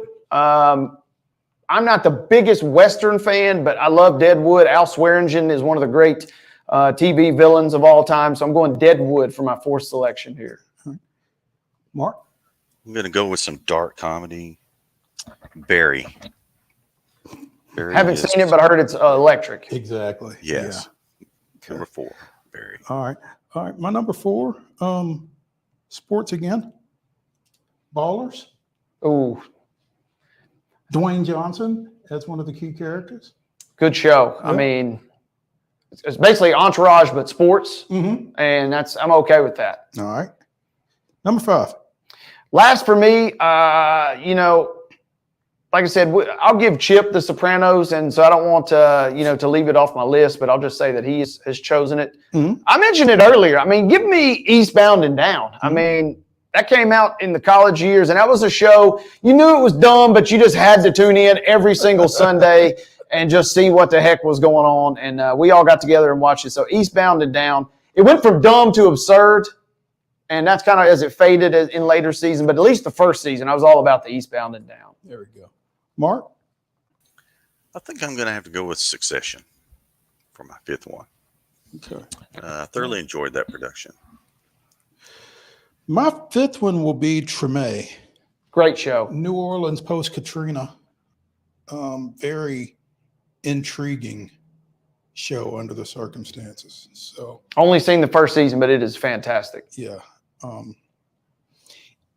Again, anything with Wendell Pierce has got my attention. So, and him being from New Orleans particularly, that's good stuff. So again, there is our top 5 HBO shows. We may actually have to throw this one up on Twitter and let y'all vote on who had the best HBO show draft. So be sure and look out for that on our Twitter account at @MS_sports today to vote on that. And let us know who had the best draft. That's Top 5 Tuesday. It's brought to you by Mid-South 5 Fitness.